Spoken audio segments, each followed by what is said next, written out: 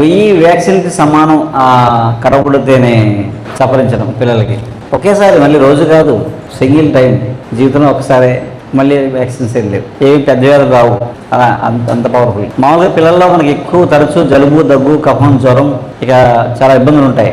మామూలుగా జలుబు, దగ్గు, కఫం, జ్వరం రెసిస్టెన్స్ లేకపోవడం, ఇమ్యూనిటీ పవర్ లేకపోవడం. అందుకేంటంటే తేనె, తులసి రసం, సింపుల్ మెథడ్. తేనె, తులసి రసం, తేనె, శొంఠి, పిప్పళ్ళు, మిరియాలు, త్రికట్టు చూర్ణం. కటు అంటే కారం అన్నమాట. అవి వేయించి చూర్ణం చేసుకుని పెట్టుకుని ఓ చిటికెడు పొడి తేనె, లేకపోతే బెల్లం నీళ్ళుతో వేయాలి. దగ్గు, జలుబు, కఫం, జ్వరం ఉన్నప్పుడు 3 పూటలా వేయాలి.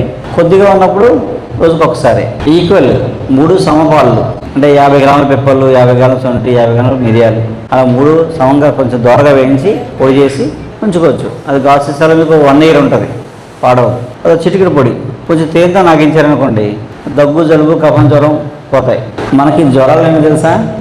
జ్వరాలు ఎన్ని రకాలు తెలుసా? ఒక 5-6 ఉంటాయి అనుకుంటారా మీరు? ఒక 10 రకాల జ్వరాలు ఉంటాయి అనుకుంటారా? మహా అయితే 10, అంతేనా? మీకు ఇప్పుడున్న జనరేషన్లో జ్వరాలు ఎన్ని రకాలు ఉన్నాయంటే ఒక 10 రకాలు చెప్తారు. ఆయుర్వేద ప్రకారం ఎన్నో తెలుసా అండి? 130 రకాల జ్వరాలు ఉంటాయి.